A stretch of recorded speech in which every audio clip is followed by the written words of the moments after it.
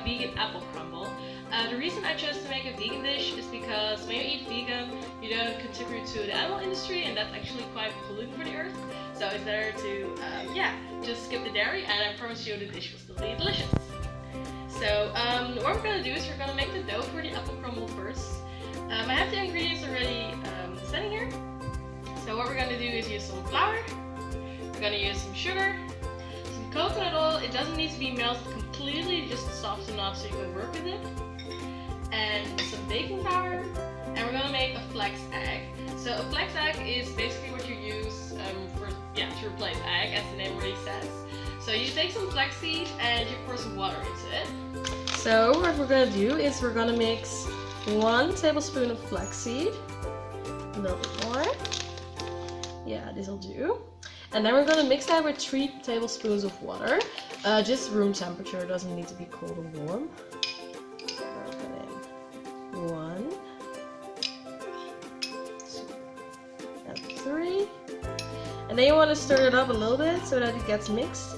And we're going to leave that aside for a few minutes so that the flaxseed can actually soak up the water. And it will become a jelly, it will become a bit jelly, so it will really bind the whole dough together. So we're going to leave this for a few minutes aside.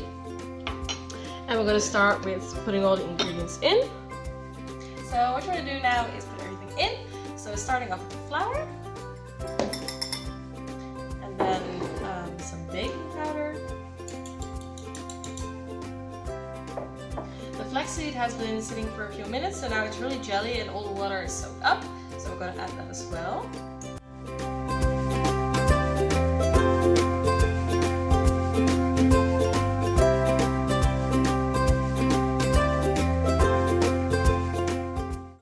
And then your dough should be ready. There you go. So the dough is now ready. We've already preheated the oven to 170 degrees. 180 will work as well, but because it's like a small pie, so you need to cook for a longer time at a lower temperature. You don't want to crank it up and then cook it for a longer time. That probably won't work because you want it to be like perfectly golden brown. So we're making a tiny apple crumble today. This is 18 centimeters. If you want a bigger apple crumble, you can just double the measurements and use like a bigger one, like 26 centimeters. And yeah, as I said, we already preheated the oven, so what we're going to do now is we're going to grease the pan. Because the dough is made with coconut oil, it's a bit greasy, so you can just push the dough down. You can use baking paper underneath, but it will make it harder to get the dough evenly spread, so I recommend just greasing it with coconut oil and then pressing the dough in.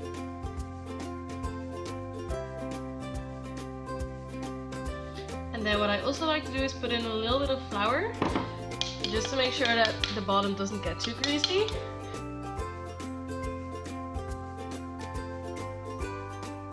So since it's an apple crumble, of course we need some apples for the filling.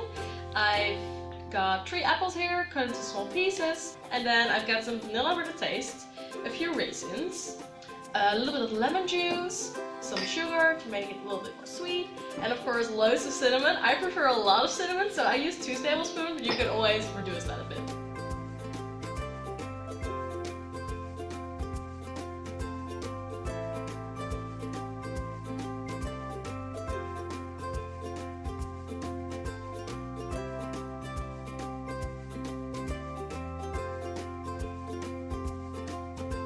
And now we're just going to pour the filling in.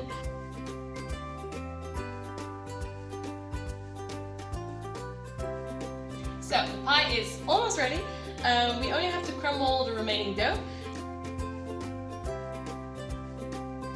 And the pie is completely ready, so we're just gonna pop it in for about 50 minutes. So the apple crumble is now out of the oven and it looks delicious. So thank you guys for watching and let us know if you made it.